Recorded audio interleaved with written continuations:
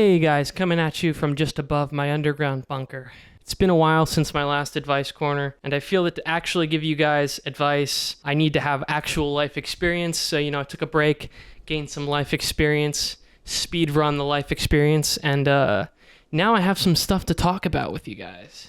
And also a lot just, happened in my life, reasons to take break from content creation in general. I hate to say content, but that's what this stuff ends up being. Hopefully it amounts to some form of art, but you never know. So let's not dawdle, let's cut right to the chase.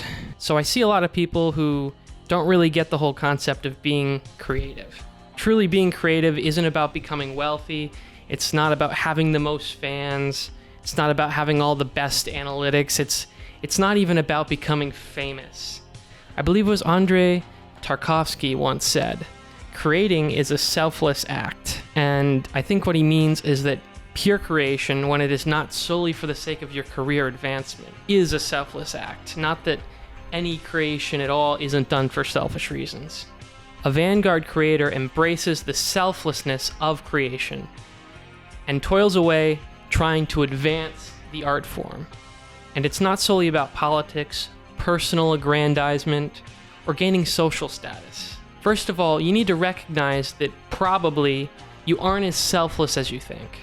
And it's very difficult to actually be selfless and still be motivated to actually do anything. And the biggest battle is up here. It's up here in your head. And it's accepting that you will not be praised, you will not be accepted, and you probably won't even be rewarded for your work. And you should learn to accept that the satisfaction of knowing that you added something positive to the world in terms of creation is enough of an encouragement to keep going. And I can't fully guide you guys on this path because I don't have all the answers, But I know that being the next Logan Paul probably isn't it. It's probably not as fulfilling as you think it will be for you especially. It may be fulfilling for him. I don't think it'll be fulfilling for you. And a lot of these people seem to actually have a form of depression where they feel trapped into making the form of content that they're making. And yeah, they feel trapped. They have to make that specific form of content or they won't get any of the attention that they've become addicted to. And focus on trying to make a niche where people who appreciate your work find it and they will support you and help you to scale it up. That's more important than getting the number of metric of, weak, lukewarm fans. So my next topic is the false economy of social media for content creators specifically. I know that social media can be a problem for everybody in this generation, but it's a huge problem for people who make art, content, whatever, and they happen to put it on the internet. So social media is perfectly positioned to appear absolutely necessary for the modern artist, the modern content creator, if you want to call it that, to promote their work and to not just be creating solely for themselves, to fully realize their work and to have other people view it, not just the monetary side of this, but actually have your work go out there in the world and matter to people. For various reasons, however, I think this is a false economy of social media promotion and that it's really a wolf in sheep's clothing. Despite initially allowing your work to be viewed by more people, it's often the case that social media makes you less creative in general. It makes you more neurotic and focused on other things besides just creating the content that you wanted to create when you started. So what exactly do I mean by a false economy? A false economy is something that appears to be more profitable and worthwhile than it actually is. It appears to do one thing and be important for one reason, but actually it serves another purpose for somebody else and it's not actually doing you any good.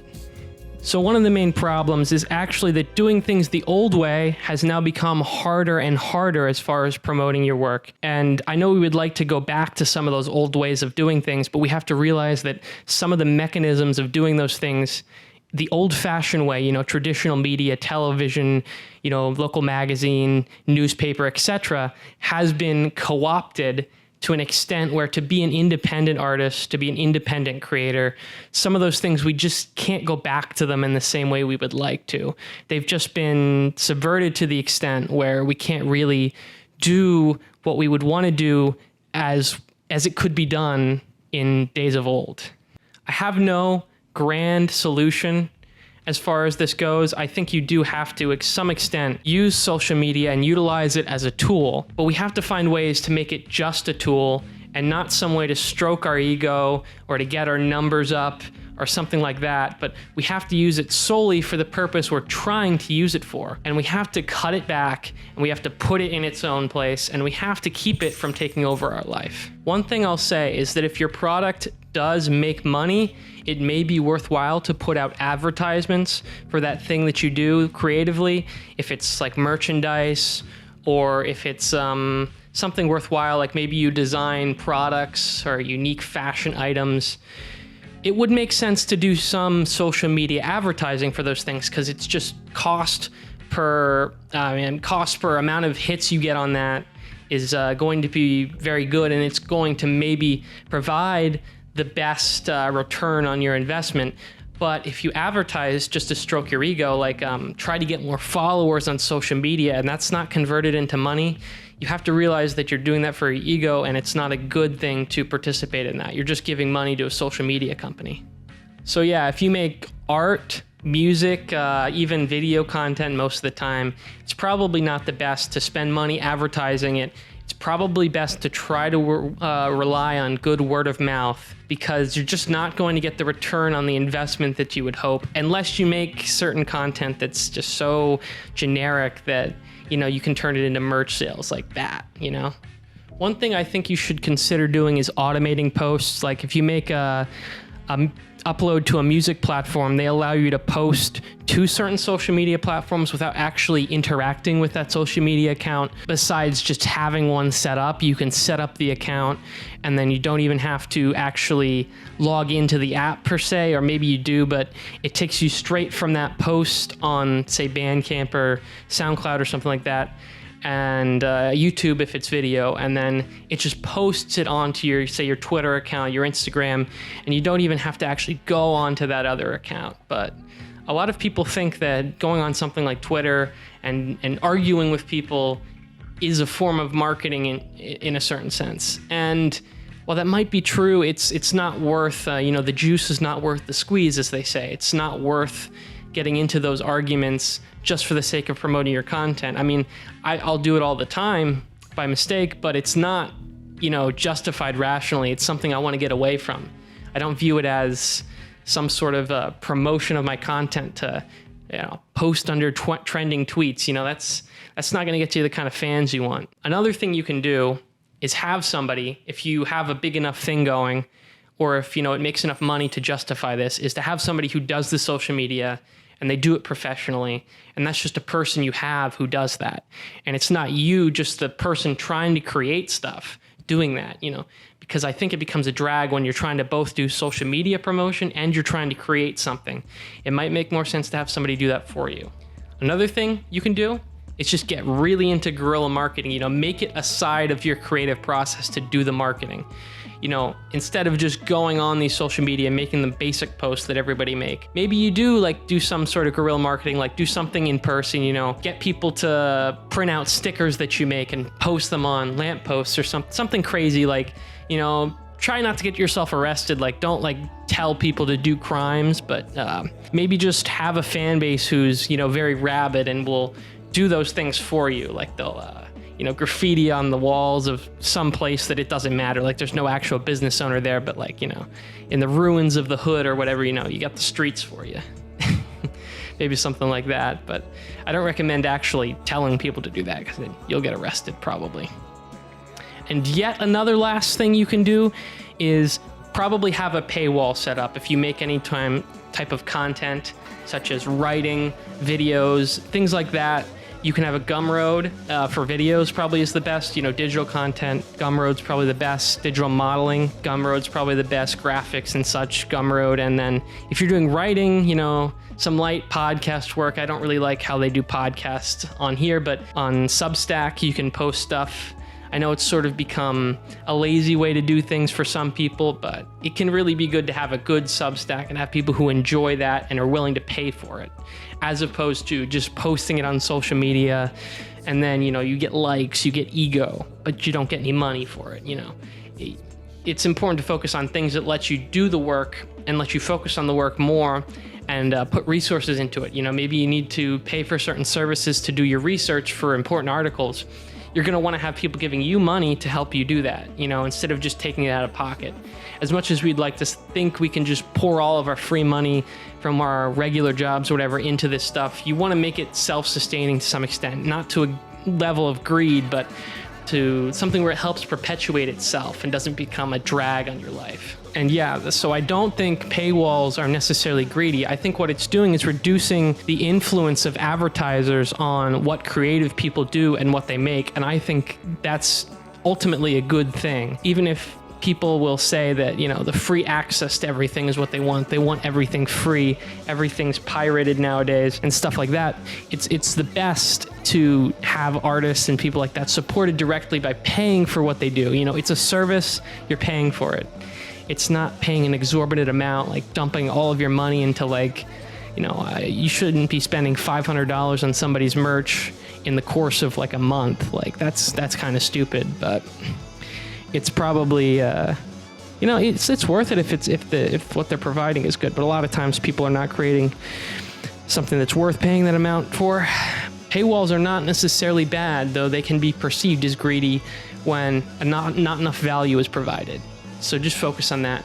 And you can do some advertising for a paywall, and it won't just go into nothing. Then you'll get something that's self-sustaining. Then you $5 a month on a paywall, and then maybe you spend like $1 per getting that person. You're making $4. Something like that would be sustainable. So this portion isn't really advice. That's why we're not even in the corner. But I think I owe you guys a little bit of an explanation as to the difference in sort of how I conduct myself. I'm not quite as edgy as I used to be, and it's not due to a change in becoming more liberal or anything like that. So I've always been a Christian, but when I was a Protestant, I was never really able to take it seriously for a lot of reasons. A lot of inconsistencies, a lot of problems with it. So I just sort of fell into not really caring about it that much, the morality and such like that. But I always wanted to be, into it more deeply, because I think spirituality is an important part, not this like weird new age spirituality, but actual spirituality is important to your being and to your makeup as a human being, because it's who you're created to be as a spiritual being. So to me, being an Orthodox Christian is about more than just being some like red pill theology nerd. It's basically your entire life, and it reaches into every corner of what you do. And don't let anybody tell you that, your faith and who you are and what you do are in two different corners. It's an interconnected life. Everything you do, whether it's at work, going to the shopping mall or anything, we have this view that maybe those things are divorced because of modernity, but they're not. Everything's connected ultimately. So some people are probably wondering, what makes this different from, a _cath? What makes you different? Because everybody's heard of the _cath thing, and some of the people have heard of the orthodoxy thing, but very few people know how they're actually different. It's not just, Catholicism without a pope, though that's an important part of why many things are different. There's a schism in 1054. You can go look up the history. I'm not the history person, though I could, but we're not doing that here. And basically, after that schism in 1054, the Orthodox Church has kept faithful to the teachings of Christ and the apostles. And, there's been clarifications over time about things, and understanding deeper about some of these things and changes in how we refer to them as far as changes in language. But we don't develop doctrine to the extent that the West has, especially, the Catholic Church, changing certain doctrines, and it's justified by papal infallibility. The Pope allows something to become a new doctrine. In Orthodoxy, we don't have new doctrine because there's just Christ and, the original doctrine. And we clarify things and we understand things better maybe, but we don't develop them. We're not creating things as far as that goes. We're creating better understandings of things, and we're creating new expressions of that. And we're not remaining stagnant. It's not like a stick in the mud faith, but it's not just developing things for the sake of developing them. We're not doing Sacred Heart, things like that. Later things like that, like papal infallibility actually is a later development. Stuff like that is not original to the church, we would say. So that's why we're not the Catholic Church. We have these beliefs that are more closely tied to the original church. Now, some people think the original church is the Baptists, and you can just go look at a history textbook and you know that that's not true. You know, you can be not Christian or you can be Christian, but you can't choose to believe things that aren't true. It's just how it is. If you want to be consistent, you have to follow the history. You know, you can't just make things up as you go, unfortunately. You know, as much as you'd want to go to the Baptist church for, you know, because there's people there, you know, and it's comfortable and whatever. You know, if it's not truth, if it's not Christ, you know, it's more important to be somewhere where there is Christ. And there's only Christ in one place, in one church, you know, that you can say definitively. And I'm not saying that there's no, you know, miracles and such that happen outside, because, you know, Christ is everywhere. But he's not going to steer people away from his church. And yeah, I'm still a neophyte, so I'm not going to try and sit here and teach you the in-depth intricacies of Orthodox theology, because that's not my job. You know, I just want to explain why I'm not doing that. It's because it's not my place. You know, I'm not able to do those things to the extent that other people are. And I want to still create things, and I still want to do things that are viewable by a large audience, you know. And if I can, I'll steer you towards these things, and I'll steer you towards people who can tell you more about it. But I'm not going to sit here and pretend that I'm some expert in theology when, you know, I've just only been in this for a couple years or something like that. So yeah, my battery's dying, so we're gonna get this over with quick.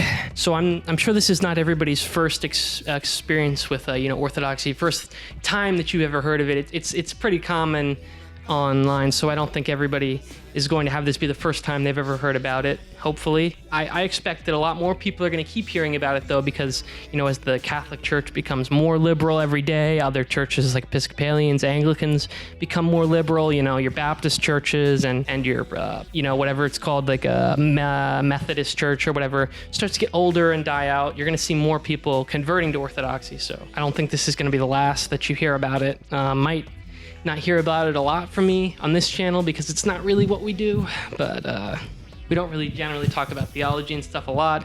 More trying to create, you know, entertaining content for people, you know, enjoyable things that are an alternative to, you know, content that would stray you away from Christ, you know. Hopefully this is an alternative to that. It's not causing problems with you as far as that goes. So yeah, you know, the church is for the young and the old.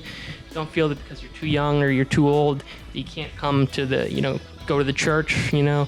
I'm sure, you know, there's issues certain people have with their family, but, you know, usually it just gets worked out, you know. You just have to be calm about it and don't jump to any conclusions or creating any drama, you know. Just try to go to church if you can, and that's what I would say, you know. Maybe that's advice. Just I hope that more people humbly submit themselves to the church, and I say submit in a humbling way, you know, not in a get down, you know, forceful way. You know, that's why there's free will, you know. We believe in free will. So, but, you know, come as you are. And yeah, I hope more people find it, but that's just a personal thing for me. You know, I'm not trying to hold it against you if you're not religious, but I think this is a type of religion that's very different from what most people have experienced, and I hope there's sort of an understanding about that, you know. This is not just about being the ultra conservative church. It's about following Christ, you know, in how we act, and not just about enforcing how other people act. You know, it's everybody's life is their own, and we're not trying to be busybodies about it. So yeah, this has been the Advice Corner, and we got a dying battery, so we're gonna head out. See ya.